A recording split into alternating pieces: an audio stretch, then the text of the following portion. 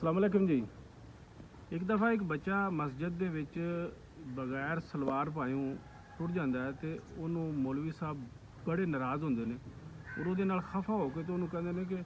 ਪੁੱਤਰ ਤੂੰ ਬਗੈਰ ਸਲਵਾਰ ਤੂੰ ਮਸੀਤੇ ਆ ਗਿਆ ਤੇ ਤੈਨੂੰ ਪਤਾ ਨਹੀਂ ਹੈ ਵੀ ਤੈਨੂੰ ਅੱਲਾਹ ਤਾਲਾ ਜਹੰਨਮ ਦੇ ਵਿੱਚ ਭੇਜ ਦੇਗਾ ਅਗਰ ਤੂੰ ਦੁਬਾਰਾ ਇਸ ਤਰ੍ਹਾਂ ਕੀਤਾ। ਉਹ ਬੱਚਾ ਬੜਾ ਸਹਿਮਿਆ ਕਿ ਵੀ ਅੱਲਾਹ ਤਾਲਾ ਇੰਨਾ सख्त है कि भाई मेरे को अगर छोटी जी गलती हुई या बच्चा सी उन्होंने तो पता ही नहीं सी इस गल का कि भाई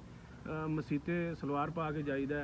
या बगैर सलवार तो, क्योंकि उन्होंने तो ये इस चीज़ का इन्ना इलम नहीं सी है, बहुत छोटा सी 4-5 साल का।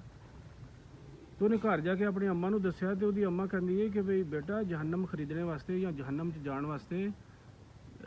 बंदे नूं सख्त दिल होना पैंदा है, बंदे नूं अल्लाह नालों नाता तोड़ना पैंदा है, बंदे नूं लोगों का हक खाना पैंदा है, तां जाके जहन्नम लभदी है। मौलवी साहब गुस्से ते होवन दे इस वास्ते तू मौलवी दियां गल्लां ते ना लगी, अल्लाह दी मुहब्बत कायम करो, ठीक है। अल्लाह दे खौफ तू ना डराओ, अल्लाह दी जड़ियां मुहब्बतां ने, अल्लाह ने जड़ा माफ़ करने वालों कहा, अल्लाह ने जड़ा गफूर रहीम का जिक्र किया उसका जिक्र करो ताकि लोगों के दिलों में मुहब्बत ज़्यादा पैदा हो। फिर जिस वक्त मुहब्बत पैदा हो जाती तो मैं समझाना कि भाई फिर नफरत खत्म हो जाती है, फिर छोटिया छोटिया गलतियां अल्लाह वैसे ही माफ़ कर दिंदा। गुरबत की लकीर तो जो बंदा थले टुट जाता ना तो फिर उन्होंने कई ऐसा चीज़ा होंदियां ने कि जड़ियाँ उस बेचारे जड़ा ना इस गल नाल कोई सरोकार नहीं होंदा कि इलाका केड़ा है, जगह केड़ी है या बरादरी केड़ी है या पिंड केड़ा है या शहर, वह इस चीज़ नाल तलक नहीं होंदा। उसकी गुरबत उन्होंने उस सारे काम करवाती, ठीक है। तो अल्लाह ताला ऐसी नोयत तो या ऐसे दर्जात तो अल्लाह माफ़ करे कि भाई बंदा उस सतह ते टुट जाए कि जिहदे विच बंदे नूं इज्जत बेइज्जती का जड़ा है वो मकाम भुल जाए, ठीक है। अल्लाह सब नूं अपने हिफ्ज़ ईमान में रखे। एक तुहानूं जाने जाने फिर गल दस छड्डने कि भाई शेखजादी एक बड़े मरूफ किस्म के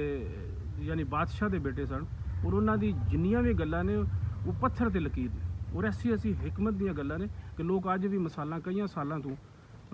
यानी उन्होंने तो कई सौ साल हो गए ने दुनिया तो गया, लेकिन अज भी लोग उन्होंने जिंदा रखे है। उन्होंने दीयां गल्लां ने कि भी उन्होंने जिहड़े फलसफे ने जिहड़ी उन्होंने गल दे विच जिक्र है, फिक्र है और लफाज ने जिहड़ा बयान है वो अज भी जिहड़ा ना 100% सच है। तो एक दफ़ा किसी ने शेखजादी नूं कहा कि भाई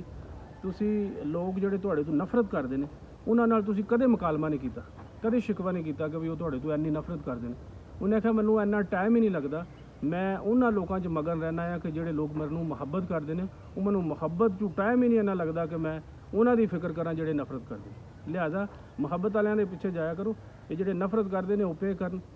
उन्हां दा अपना काम है, तुसी अपना करो। अस्सलाम।